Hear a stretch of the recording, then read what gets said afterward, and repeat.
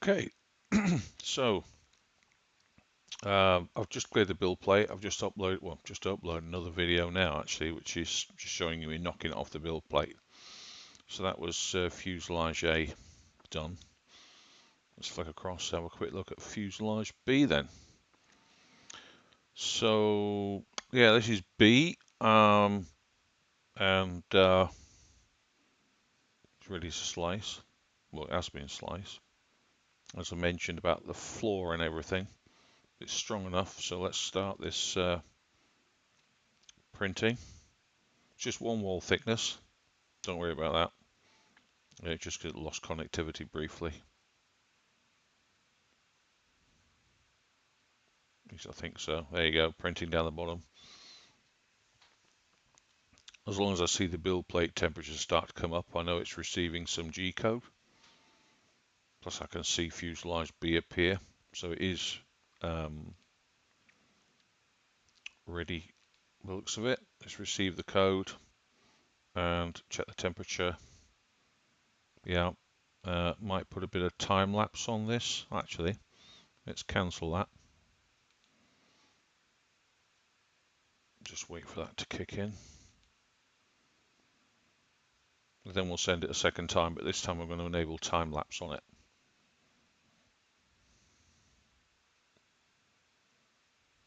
Yeah, there's a feature behind Octo. There's loads of features in this product, but one of them is the time lapse recording option. So webcam and time lapse. You can test the stream, so that makes sure it's all configured correctly. Most of these settings are available. I think they're either pre-built in or you can get them off the internet under the settings. You can set the stream ratio, various settings under here, snapshot URL under the advanced settings if you want. And again, you can test the snapshot, make sure it's okay. In fact, if you copy that path out and paste that into there, there you go. Yeah, that's the stream element of the video. Let's have a look at the rest of this path. Yeah, okay, so it is the entire path you need, or you can just go for stream. There you go. And that's the actual stream path. Quite handy if you want to just peek at it from your phone or whatever device you're using. Yeah, so this is quite handy. Quite handy. It is a really lovely product. It's Octopi, Octoprint rather. You know, on the Octopi operating system. There are some add-ons. I don't know if I covered this on previous videos, or downloads you can get. If you're a techie and you want to be able to get into the operating system or Octopi, you can download Putty and PUTTY, Octopi Local, port 22. Open it up. Pi is the default login name and Raspberry is the default password. I've changed mine.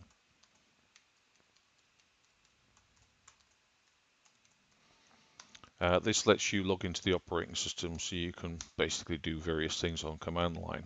Perhaps you want to do MPEG streaming, that kind of stuff. There's also this little add-on, or you can download rather, called the SSH Bitwise. And this allows you again to either use the full IP address of the host and login username as Pi. And this allows you to actually manage the files. So you can manage the files via the command line.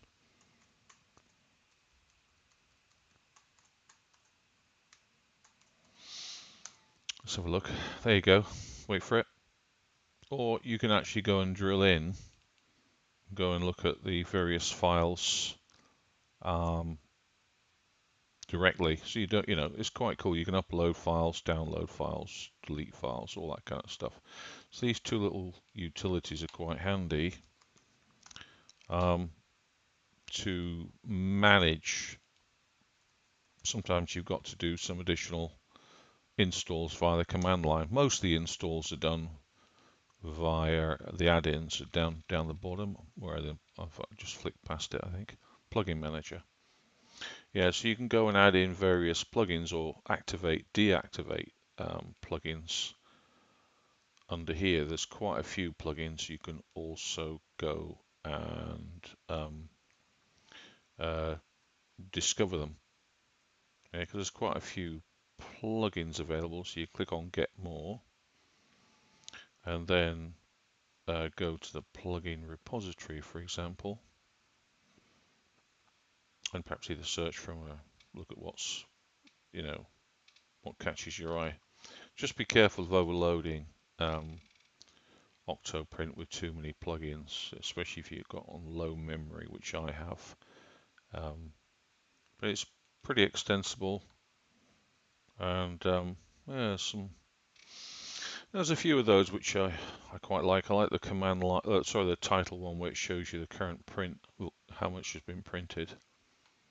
So let's go for time-lapse timed. You can also time on Z-axis change, what your snapshot interval is, and just save the changes.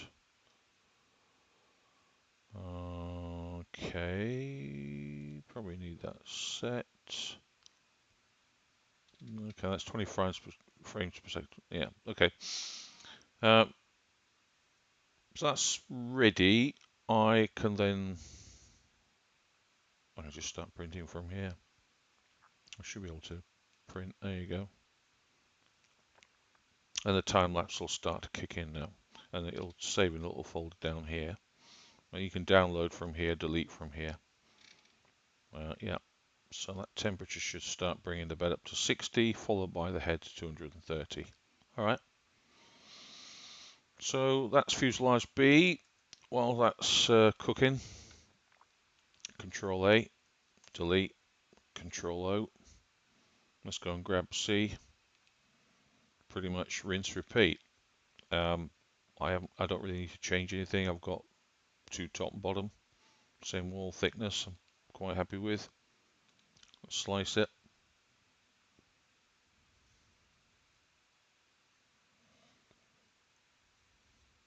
So I have this one ready to go, and as soon as the other one's finished, I just knock it off and start printing the next one. Yeah, 4 hours for that one, so that'll be the last one for today then.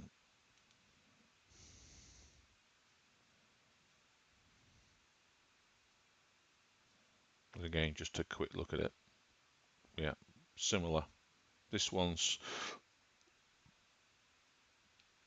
with the wings attached to, and you can see these points here. This is where the carbon fiber rod goes through.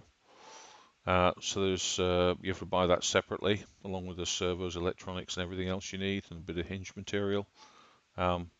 Uses a 6mm outside diameter carbon fiber rod, usually a 5 or 4mm. 750 millimeters long, because it goes all the way through into the two wings.